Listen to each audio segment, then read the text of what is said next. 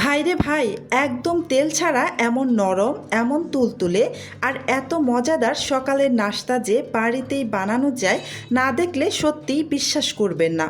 ঘরের খুব সাধারণ কয়েকটি উপকরণ দিয়েই মুহূর্তেই তৈরি হয়ে যাবে এই দারুণ রেসিপি। একবার বানিয়ে খেলে বারবার বানাতে ইচ্ছে করবে।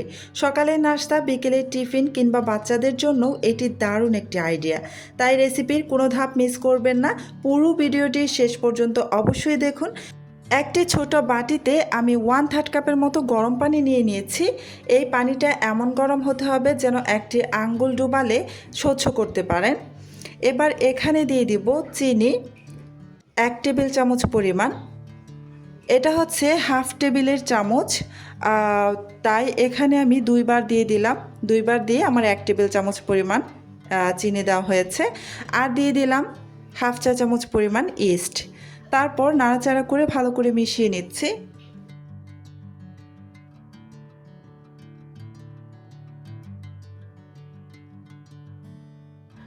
দশ মিনিটের জন্য আমি রেস্টে রেখে দিব, এতে করে ইস্ট খুব ভালো করে অ্যাক্টিভ হয়ে যাবে। আর এদিকে একটি মিক্সিং বোল নিয়ে নিয়েছি। এই বোলের মধ্যে আমি দিয়ে দিলাম 1 কাপ পরিমাণ আটা আর হাফ কাপ পরিমাণ সুজি। দিয়ে দিলাম স্বাদ অনুসারে লবণ। গুঁড়ো দুধ দিয়ে দিচ্ছি 2 টেবিল চামচ পরিমাণ। এবার এই শুকনো উপকরণগুলো সবগুলো একসাথে আমি নেড়েচেড়ে একটু মিশিয়ে নিচ্ছি।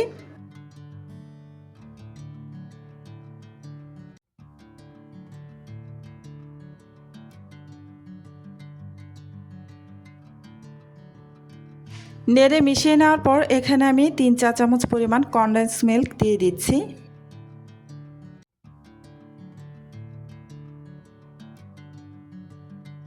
এবার কনডেন্স মিল্ক আটা আর সুজির সাথে খুব ভালো করে মিশিয়ে নিতে হবে। তো এই পর্যন্ত যারা যারা আমার ভিডিওটা দেখতেছেন, প্লিজ আমার ভিডিওতে একটা লাইক দিয়ে দিবেন। আর আমার চ্যানেলটি যদি আগে থেকেই সাবস্ক্রাইব করে দেওয়া না থাকে, প্লিজ আমার চ্যানেলটি সাবস্ক্রাইব করে পাশে থাকা বেল আইকনটি অন করে রাখবেন।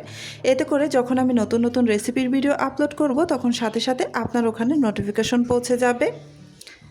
এই তো খুব ভালোভাবে কিন্তু মিশিয়ে না হয়ে গিয়েছে। আর এদিকে যে দেখুন, আমি পানিতে ইস্ট মিশিয়ে রেখেছিলাম। ইস্ট কিন্তু খুব ভালো করে অ্যাক্টিভ হয়ে গেছে। এবার এটাকে আমি এই আটার সুজির মধ্যে ঢেলে নেব। সম্পূর্ণটাই ঢেলে নিচ্ছি।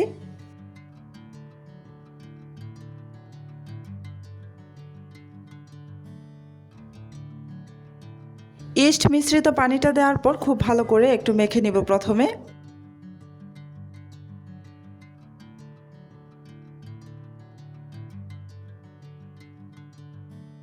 ভালো করে মেখে নেওয়ার পর এবার এখানে অল্প অল্প করে গরম পানি দিয়ে একটা ব্যাটার বানিয়ে নেব।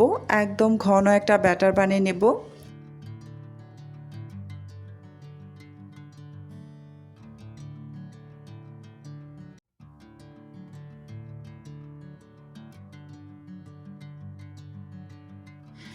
আমি কিন্তু অল্প অল্প করে গরম পানি দিয়ে ব্যাটারটা বানিয়ে নিয়েছি। আর এমন গরম পানি আমি ব্যবহার করেছি যে গরম পানিতে আমি একটা আঙ্গুল ডোবালে সহ্য করা যায় এমন গরম পানি। ব্যাটারটা বানিয়ে নেওয়ার পর এই যে ঢেকে রেখে দিচ্ছি প্রায় 40 মিনিটের মতো। 40 মিনিট পর ঢাকাটা সরিয়ে নিয়েছি। আর দেখুন, আগের তুলনায় ব্যাটারটা কিন্তু খুব ভালোভাবে ফুলে গিয়েছে। এবার একটি চামচের সাহায্যে কিছুক্ষণ নাড়াচাড়া করে নিব। প্রায় 1 থেকে 2 মিনিটের মতো আমি এটাকে নাড়াচাড়া করে নিব।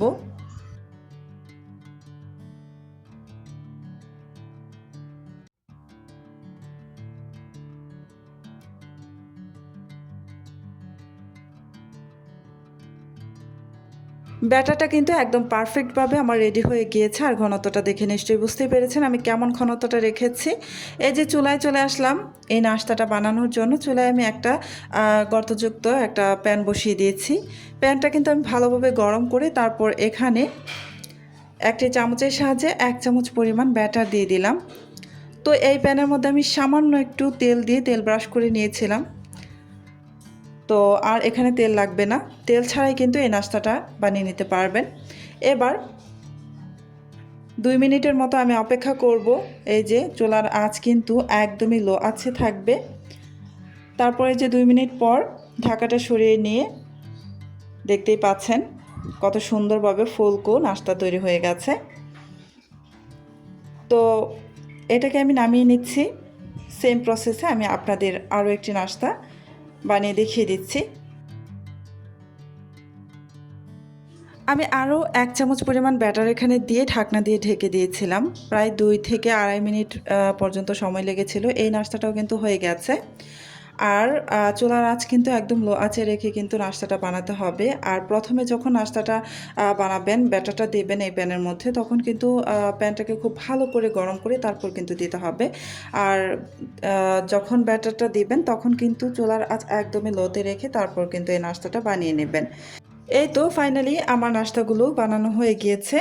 আশা করি আজকের একদম তেল ছাড়া নরম তুলতুলে সকালের নতুন ধরনের নাস্তা রেসিপিটি আপনাদের অনেক ভালো লেগেছে। বিশ্বাস করুন, একবার বানিয়ে খেলে বারবার বানাতে ইচ্ছে করবে।